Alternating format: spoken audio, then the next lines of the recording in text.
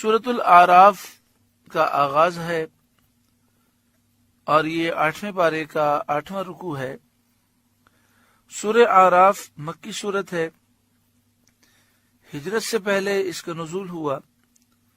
قرآن پاک کی ترتیب کے اعتبار سے اس کا نمبر 7 ہے اور قرآن پاک کے نازل ہونے کے اعتبار سے اس کا نمبر 39 ہے۔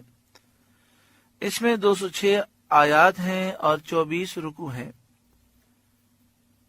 3325 کلمات ہیں اور 14010 حروف ہیں۔ ایک روایت میں یہ ہے کہ یہ سورت یوں تو پوری مکی ہے،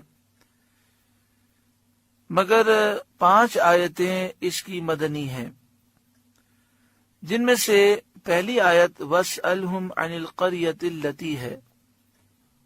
سورہ اعراف کی آیت نمبر 163 163 سے لے کر جو 5 آیتیں ہیں، ان کے متعلق ایک روایت یہ ہے کہ یہ ہجرت کے بعد نازل ہوئیں۔ باقی پوری سورہ اعراف ہجرت سے پہلے نازل ہوئی اور یہ مکی ہے۔ اعراف جنت اور جہنم کے درمیان ایک مقام ہے۔ یہاں پر کچھ لوگ ہوں گے جن کا ذکر اس سورہ مبارکہ میں ہے، اسی مناسبت سے اس کا نام سورہ اعراف ہے۔ بسم اللہ الرحمن الرحیم، اللہ کے نام سے شروع جو بہت مہربان رحم والا۔ الف لام میم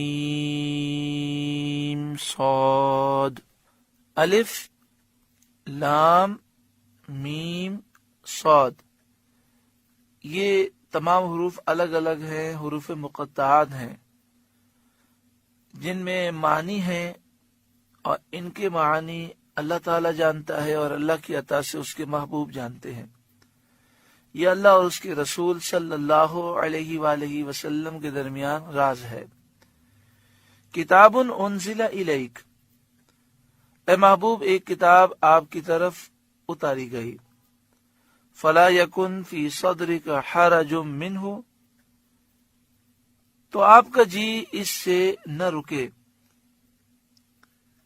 یہ خیال کر کے آپ پریشان نہ ہوں کہ شاید لوگ نہ مانیں اور اس کتاب سے وہ اعراض کریں گے اور اسے جھٹلائیں گے۔ لِتُنذِرَ بِهِ وَذِكْرَى لِلْمُؤْمِنِينَ، اس لیے کہ آپ اس سے ڈر سنائیں اور مسلمانوں کو نصیحت کریں۔ تو یہ کتاب اس لیے ہے کہ آپ سب کو ڈر سنائیں اور مسلمانوں کو نصیحت کریں۔ مسلمان یہ کتاب پڑھتے جائیں گے، سنتے جائیں گے، ان کے دل اور نرم ہوں گے اور ان کے ایمان اور مضبوط ہوں گے۔ اتبعوا ما انزل الیکم من ربکم، اے لوگوں اس پر چلو جو تمہاری طرف تمہارے رب کے پاس سے اترا، یعنی قرآن مجید فرقان حمید کی پیروی کرو جس میں ہدایت اور نور کا بیان ہے۔ حضرت زجاج نے فرمایا قرآن کا اتباع کرو اور اس چیز کا اتباع کرو جو نبی صلی اللہ علیہ وآلہ وسلم لائے،